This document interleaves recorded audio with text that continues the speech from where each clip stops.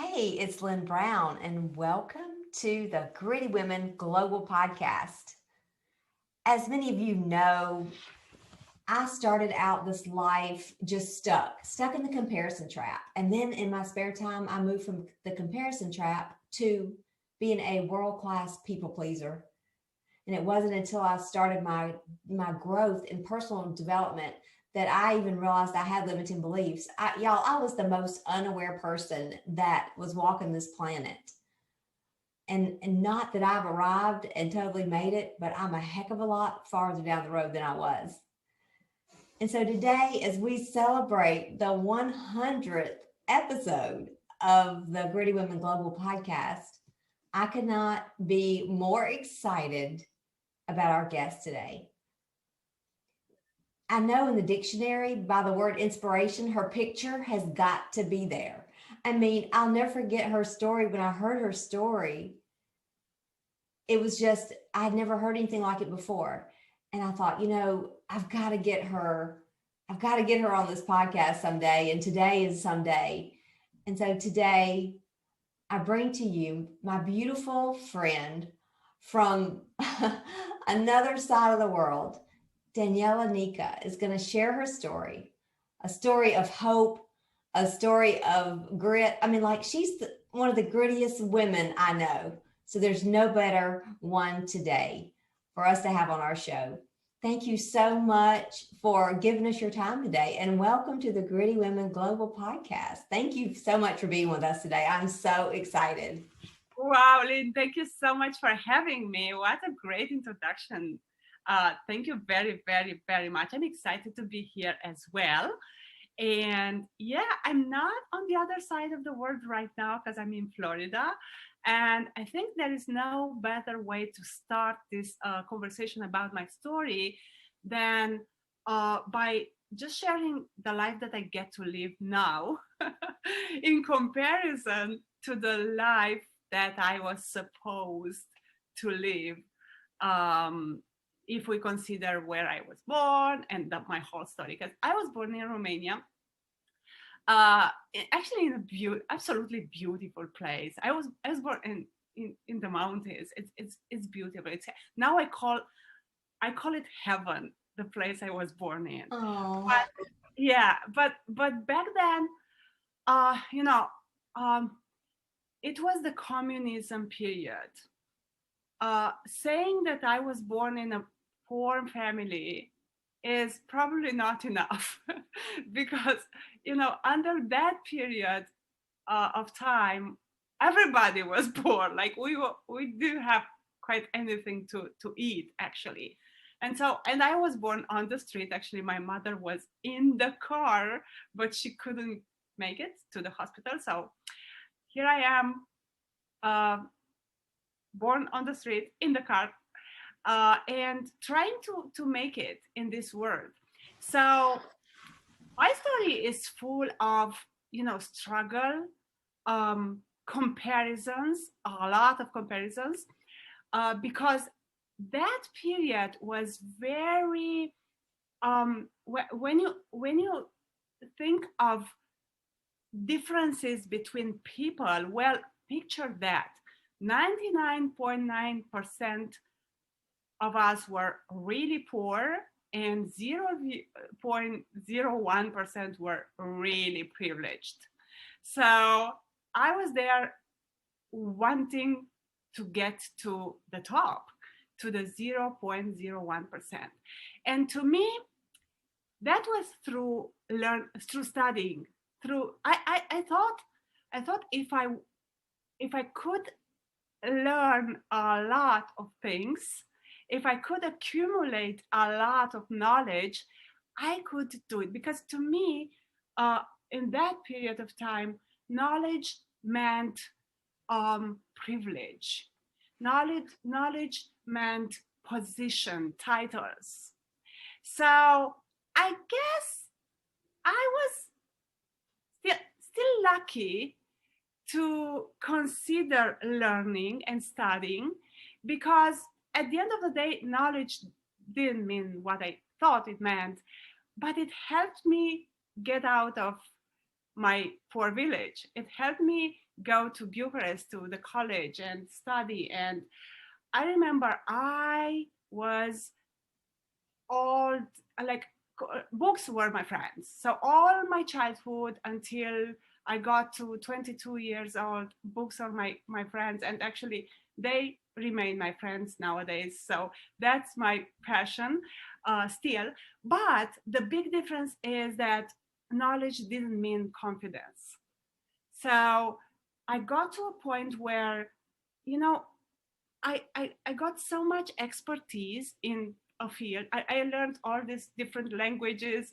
People know I speak 4 languages or so, but and then I learned a lot of things in political science and stuff like that because that was the thing, the new thing in my country when I went to college.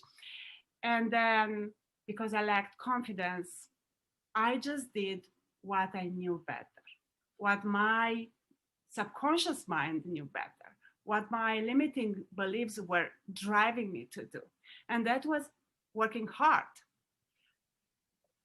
That was what I saw my parents do. That was what I saw my whole my all my relatives do, my grandparents. That was what I thought I was meant to be doing. And so I left my country and I went to Italy at 21, 22 years old. And I cleaned toilets in restaurants.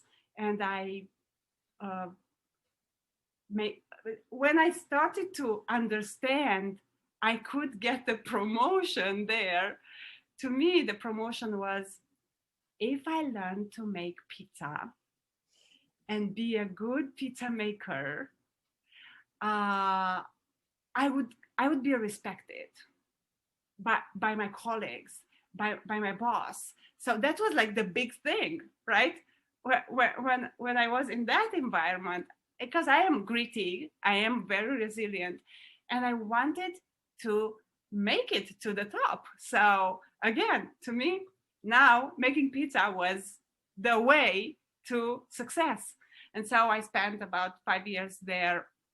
And I know your podcast is all about gritty, and part of being gritty, I think, is the resilience. I think that the resilience is what um, characterizes me. Is that even a Yes, it definitely characterizes you for yeah, sure. yeah. And I remember a lot of things going on. One of the things that sta- stood, stood, stood. I remember one of the memorable things from that period of time is my birthday. It's on April 15th, and I remember that day I lost both my job and my apartment. So here I am in Rome, Italy, no job, no place to stay. The story is longer, but you don't have the time. You just have to believe me. It happened. It happened the same day, and here is my mother calling me, and she didn't know anything about what was happening to her and to my family. I was, an immigrant in a rich country. Like I was sending money to them. So she called me and she asked me, she said, happy birthday. And we are talking and I was crying. And so she asked me what was happening. And I told her, I have no job and no place to stay. I was in a tram. I remember I was in this tram and I was talking to my mom. No idea what was the next step for me. And so my mom, I remember she told me, come back home. If 4 people can eat, 5 people can eat. And that was a never again moment to me where I was so, I felt inside of me the gritty, the determination of never going back. I was so decisive uh, in my thinking, in my feeling. I was like, no, that will never happen. There is only one way, and that way is I'm going to do my next step in front of me. So after 20 years, I came up with this philosophy of life. The way you build the impossible dreams is by doing the next step, the next possible step in front of you every day. So that's my story after 5 years of really good personal development in the pizza shop. Actually, different pizza shops. I went back to Romania. I found an opportunity, and this opportunity of doing a network marketing business was was very related to the personal development. So the big win to me, because I built that business for 7 years, and I actually went to the top again, because that's my thing. I just go to the top. You just like it at the top. That's a Yeah, good place. it's a pattern. It's a habit that That's a great habit.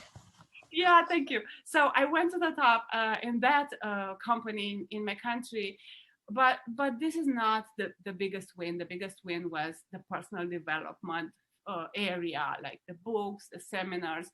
I just found my environment.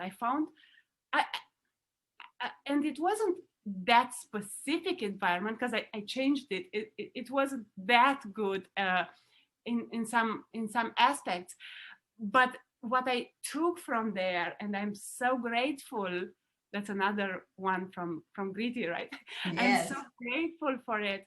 I took um, the the examples of people uh, doing impossible things through developing themselves, and I discovered the personal development. Like, to me, uh, up until then, once you finish school, you're done. I mean, I loved to read, and I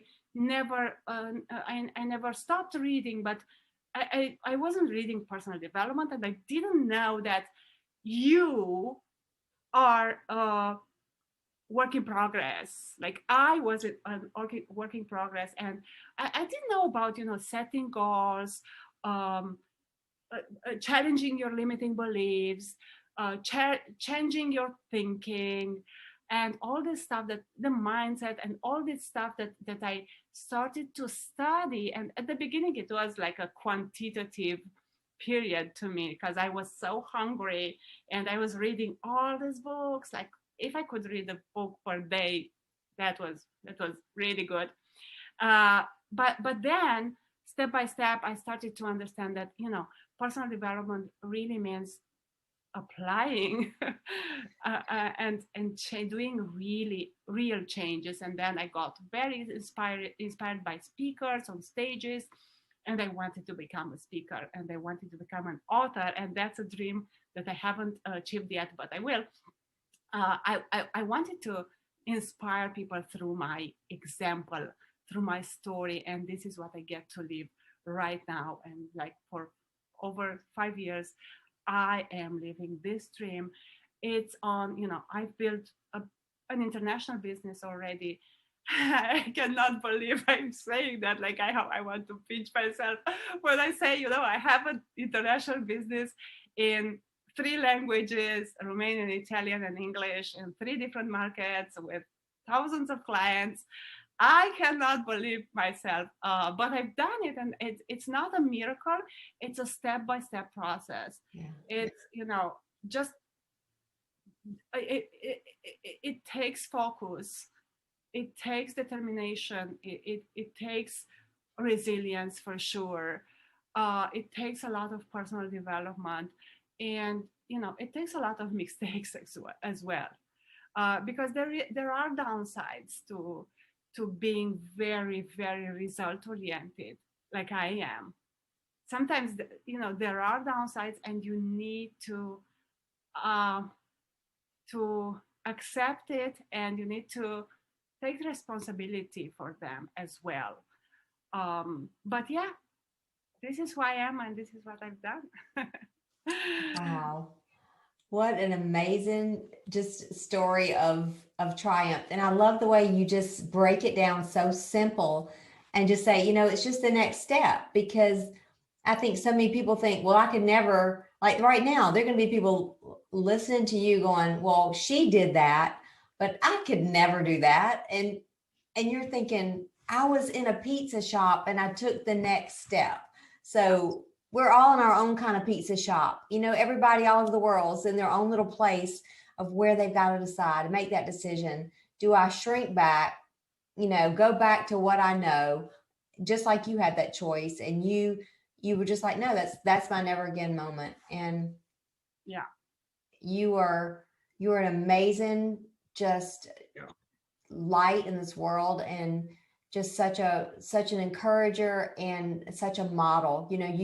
You model, you, you model your heart. You say what you do and you do what you say, and I know that is why your influence will continue Thank you very to grow. And I don't know how many countries you will add to your list, but I know that it'll exceed anything you probably ever dreamed or imagined. Thank you very much, Lynn. Thank you for letting me pour my heart with you and your audience. And um, yeah, I mean, I really believe it. Like everyone, each of us has, I know in the personal development field, like it's normal that we say, you got it, like you have potential in you and you have great, yeah, but what I totally know from experience, from my life, is that we have resources within us that we are not aware of. And you just have to believe this, even if you don't, you don't feel you have them. Like, for example, I I thought and I believed about me that I wasn't a gifted speaker. And people told me I wasn't a gifted speaker for years. So, and at the beginning of my business, I remember I was speaking on stages, and I was doing webinars, and I was showing up believing that I wasn't good. Like I was doing it, and at the same time I knew I wasn't good. Like that was a conviction. And you know what, I wasn't that good because I was at the beginning. Right? So there was some truth there. So and there are, there are facts and there are truth, and we know that. But you have to, like, if you feel there is something inside of you and that's the direction you are meant to take, and we kind of know that we feel during our lives, we it's not like a straight line, but we go like we don't go far away when we feel we just feel when we tend to go to deviate, right? So when I was making pizza, I knew there was something different from me for my life. I knew because I was reading books. I was like, I was an intellectual person. I knew that wasn't the thing for me. So you know that. So when you feel you are kind of are on the right direction, even if you don't know exactly what that is, uh, you have to, you have to act with faith. And even if, like, that next step you are not prepared to do it because you just haven't done it, and because you have all these limiting beliefs telling you that you're not good enough, blah blah blah, you just have to do it. So You I just think have to that, do it anyway, don't you? yeah, yeah, I think that's the biggest secret, and it's not a secret because I know all personal development, masters are saying that. So it's not original or something, but it's just something that worked so well in my life and with people I mentor. It's the same thing, right? Yeah. It is. We're all Hmm. we're all so much more alike than we are different. And we are all a work in progress, and that's not a negative way to approach it and look at it, but we're learning as we go, and that's the beauty of it. And when our experiences, I believe, can be the most valuable lessons for us, then we are unstoppable. Yeah. And I think that's the thing is, I want more women and men, everybody to just move from that place of that broken mindset to bulletproof. That's kind of my thing. I feel like I'm going from broken to bulletproof, and Wow. I love it. And again, Great. thank you so Thank much you very for sharing your a part, just a little part of your heart and your story. And you'll have to come back on another time too, and because much. I know that people like to hear these stories. They like to hear the story of she wins, she Yeah. wins. So next time, here is what I propose. Uh, I'm I'm studying psychology lately. Like the last 5 years, keep I, I went to college again to study psychology, and I'm passionate about it. And lately, I kind of mm, I'm getting ready to challenge some personal development guru principles. Like, for Oh, example, there wow. are some principles that work, but they like we don't know why they work. And psychologists know why they work.